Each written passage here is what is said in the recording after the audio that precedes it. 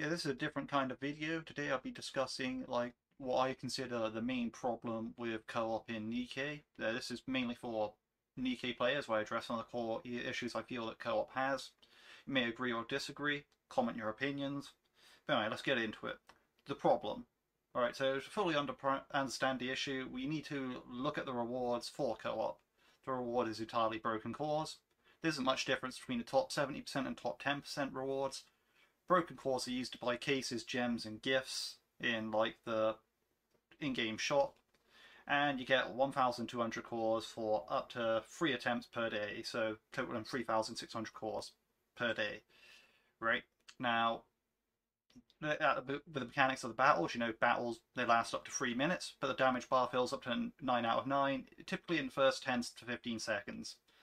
Like, you have plenty of higher level players in there that pretty much just carry it, and they will get to the damage threshold for the 1,200 cores within like 10 to 15 seconds.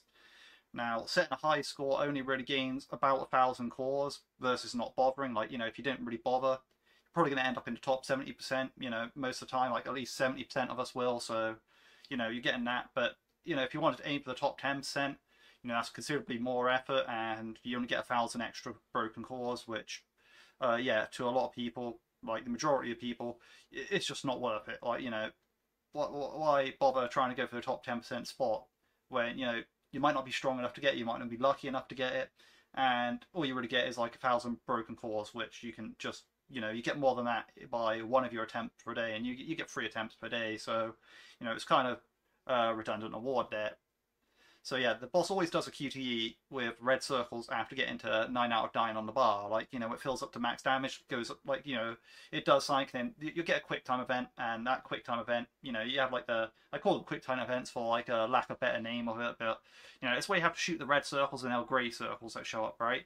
Now, failing the quick time event will automatically cause the boss to do an instant kill attack, and, shooting a grey circle will cause the QT quick time event to fail instantly, so essentially, a player who doesn't care to spend time getting a high score will deliberately fail the quick time event as it's faster to just get the 1,200 cores, and you're pretty much getting the same rewards anyway. So if failing the quick time event means they can get back to lobby faster, get their 3 attempts out of the way faster, they can do their dailies faster, right? I understand that completely, right? So yeah, only one of the 5 players in that lobby, though, needs to feel that way, and they can make it happen, right? They shoot a grey circle, quick time event fails, instant wipe team, right? And being as the majority of players feel that way, it's going to be very rare to get into a lobby where you actually pass a quick time event because someone will want to deliberately fail it, right? Like, if there's grey circles, you're pretty much guaranteed that someone's going to shoot the grey circle.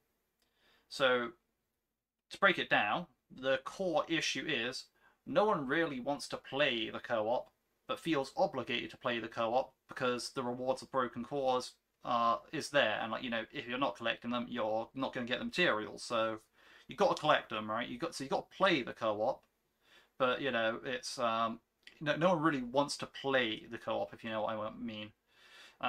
So the thing about it is, like, you could say, like, yeah, the rewards aren't good enough to push players to put in more than a minimal effort, and the reward tiers are too few and too spread out, with little variation with little variation in between tiers. So, like, as I said, like, the top 70% and the top 10%, there's only like 1,000 cores difference between them. Why bother going for the top 10% and going through all that effort when you're only getting 1,000 cores out of it? That's not really a significant amount in any way, shape, or form. So, what's the solution? Now, the thought process might be like, if the rewards aren't good enough, why not make better rewards? But I don't think that addresses the core issue that co-op has, right? As much as I'd like to see the rewards improved, and I do have some thoughts on that and suggestions for that later on, I don't think that addresses the core issue. So, the reason for that is because no matter how good the rewards are, there'll always be players who don't care about their placement in rankings. They'll see it as like, well, I'm not top 10%, I'm not going to get to the top 10% in this server. So, it's a waste of time for me to put in all this time to then just get beaten out anyway. So it doesn't matter how good the rewards are, I don't care about that sort of thing. And, that's a perfectly reasonable approach to take as well. Like, not everyone, it's top 10% for a reason. 90% of people are not in the top 10%. That's just simple maths there. So what's a real solution? basically, the real solution is we need to take a look at solo raid and see how that's structured. Now, this is going to be relevant because you could learn a lot from the solo raid structure, right? Now, solo raid structure, it has two distinct sets of rewards.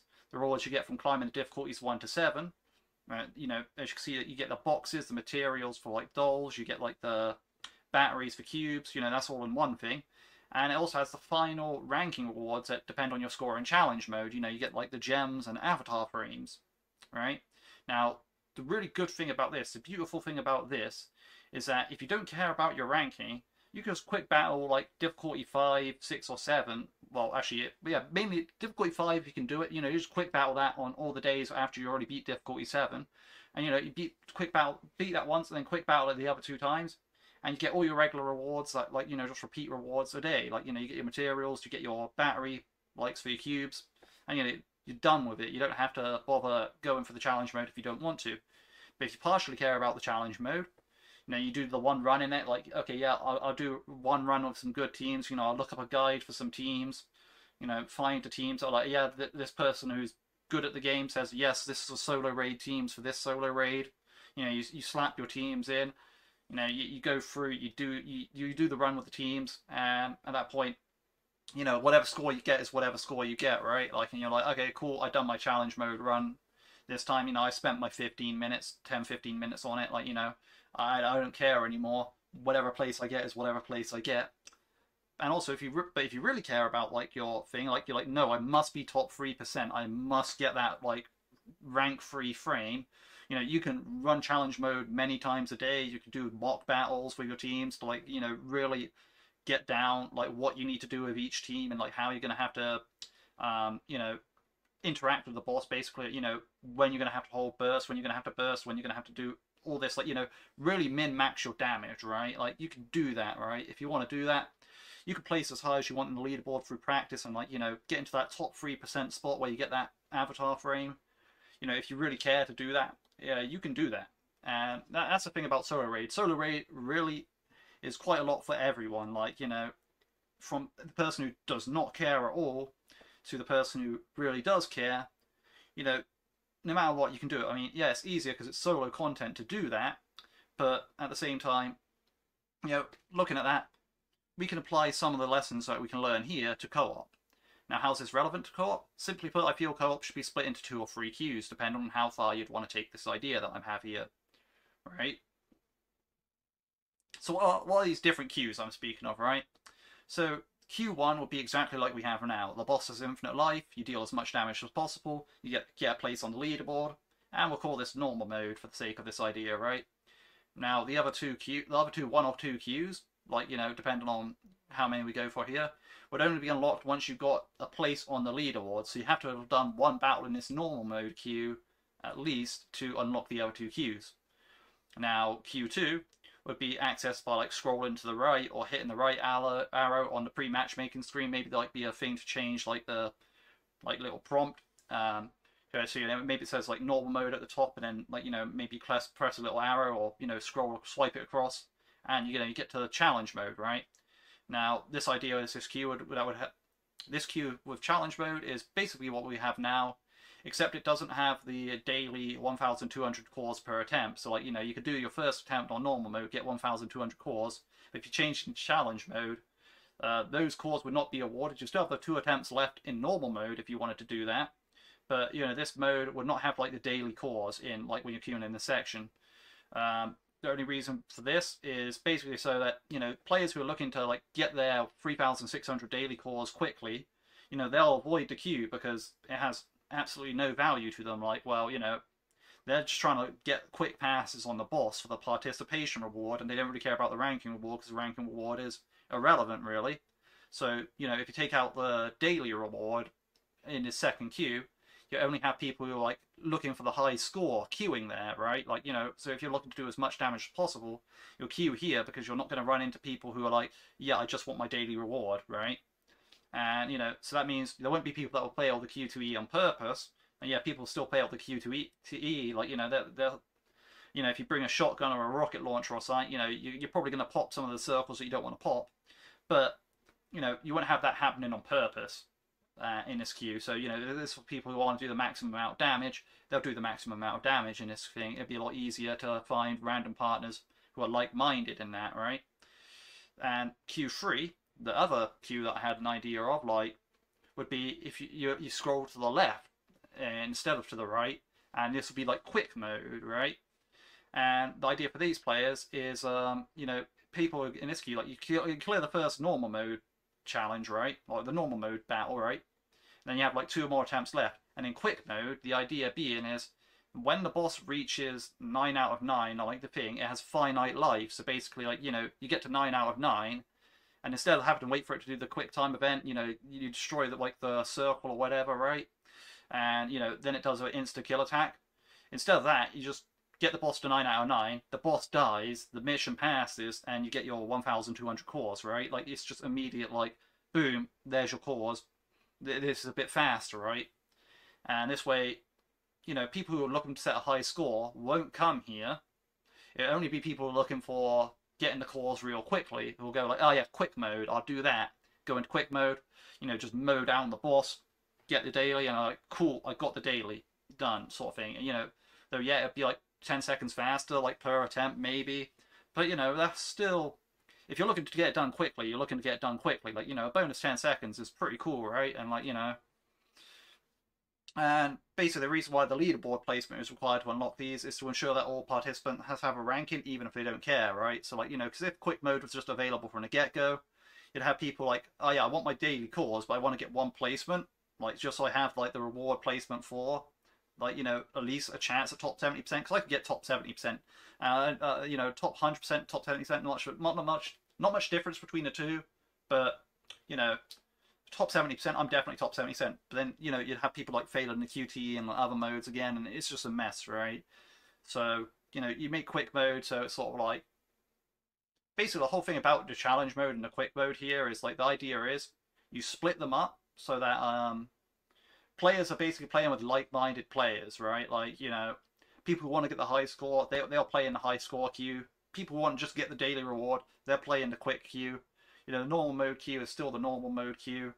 Now, there's a foreseen problem with this. Like, you know, if it splits the players too much, it might be a problem where you can't find a match in normal mode because not enough people are queuing normal mode, right? But, you know, if that becomes the issue, then you can scrap one of the queues. Like, you know, like instead of like having challenge mode and quick mode, you can have challenge mode or quick mode. And what I think would be the determining factor of which one is actually the secondary queue would be dependent on if the boss uses grey circles, right?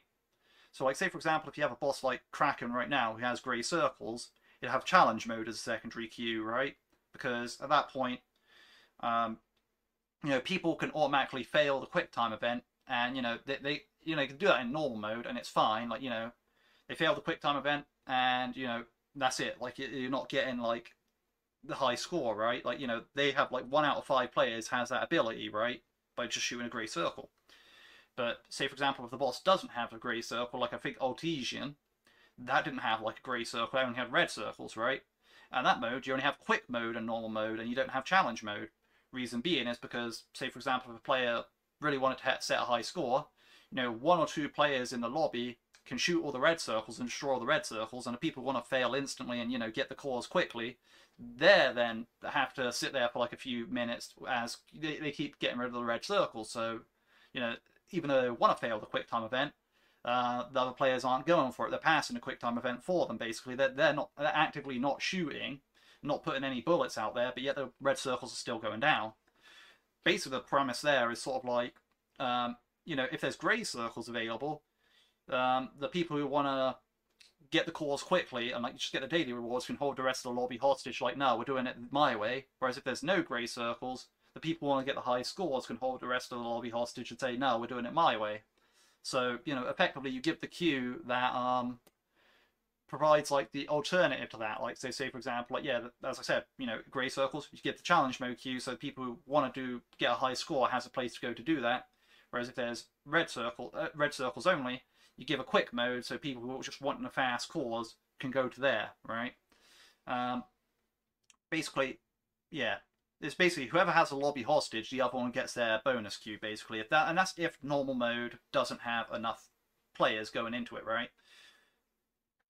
Now, yeah, as I said, basically this splits people into like like-minded groups of players who want to play co-op, like people who want to play co-op and people who just want the fast rewards from co-op. They can play with people who are in the same sort of like um, thought process as them. Like, if they want to set the high score, they're going to find randoms who want to set the high score. If they want to find people who just want to get the rewards, they get people that just want the rewards. Like, it's pretty much that simple. And I think that would fix co-op quite a bit, right? Like, at that point, you wouldn't have people at odds with each other because the majority of players, they want the quick rewards, right? Because the rewards just aren't significant. And, I can understand that. So, instead of, like, you can't just fight against that and say, now I want to set the high score, so everyone else should have to set the high score. It's like, well, no, not many people are going to go for that. So, splitting it up like this, it really works, right? Now we've addressed that, right, and got that out of the way, now it's time to talk about potentially increasing the reward payout in co-op battles, because, the broken cores and the discrepancy between levels, there's just not enough for it. Like, I seen Solo Raid and its discrepancy between, like, its rankings. It has a lot of rankings and a lot of different gem tiers and all that for, depend on your ranking placement.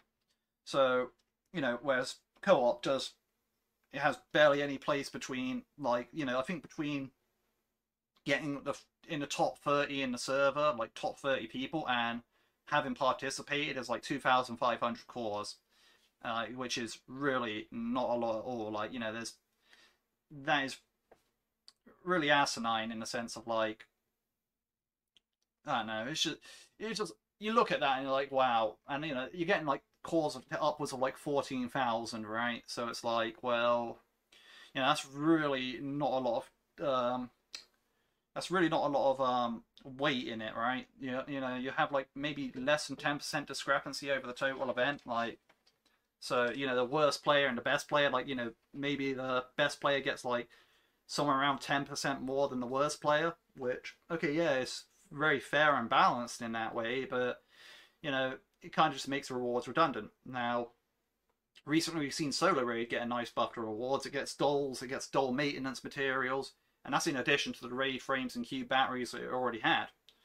So as much as I like the idea of getting more dolls, co-op should probably go a different route than giving out dolls, right? Like, there's some newer additions to the game that make good candidates for potential rewards. Like, you got like the profile reward packs, the little black envelopes that you get that give you stickers or backgrounds. They could be rewarded for co-op.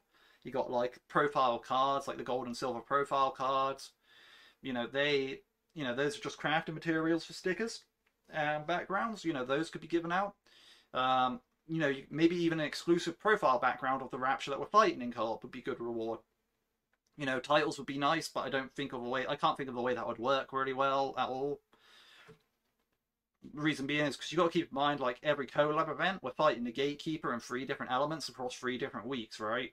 So eventually, if you had like an exclusive reward, like a profile background or like a title or something, you'd run out of gatekeepers to put on there real fast. Like, within like a year, you would already have like all elements of gatekeeper plus 1 duplicate. So like, what would you then re-obtain the previously available reward? Like, say if there was a fire gatekeeper, would that mean that you now have the fire gatekeeper reward being re-obtainable because this collab had the same gatekeepers to that collab, like, and that's always going to happen in the collab. So like, gatekeeper is the collab boss. Like, that's, gatekeeper is the lore story of why these collabs happen. Like, so there is that issue with it, but I don't think having the rewards being re-obtainable would be that bad anyway.